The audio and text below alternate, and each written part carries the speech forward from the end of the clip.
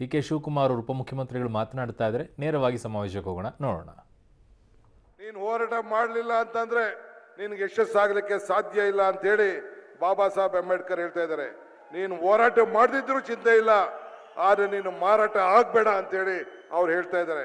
ಹಂಗೆ ನಾವು ಈ ಸಂದರ್ಭದಲ್ಲಿ ಸತ್ಯದ ಜೊತೆಯಲ್ಲಿ ನಾವು ಹೋರಾಟವನ್ನು ನಾವು ಮಾಡಬೇಕು.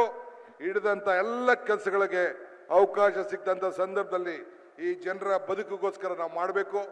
ಬಹಳ ಪ್ರೀತಿ ವಿಶ್ವಾಸದಿಂದ ನಿಮ್ಮನ್ನೆಲ್ಲ ನಂಬಿ ಇವತ್ತು ನಾವು ಬಂದಿದ್ದೇವೆ. ಆಶೀರ್ವಾದ ಇರಲಿ.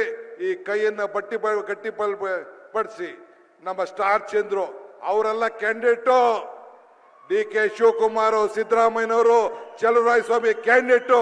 ಇದನ್ನ ಗಮನದಲ್ಲಿ ಇಟ್ಕೊಂಡು ನಮ್ಗೆ ಆಶೀರ್ವಾದ ಮಾಡಬೇಕು ಅಂತ ಹೇಳ್ತಾ ಪ್ರಾರ್ಥಿಸಿ ನನ್ನ ಮಾತನ್ನು ಮುಗಿಸ್ತೇನೆ. ಎಲ್ಲರಿಗೂ ನಮಸ್ಕಾರ.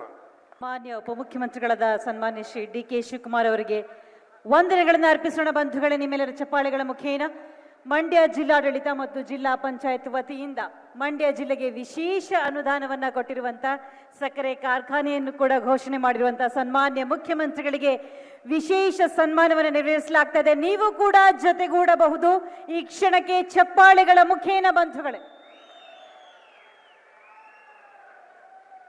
ಶ್ರೇಷ್ಠ ಆಡಳಿತಗಾರ ಎನ್ನುವಂತಹ ಹೆಗ್ಗಳಿಕೆ ಅವರದ್ದಾಗಿದೆ.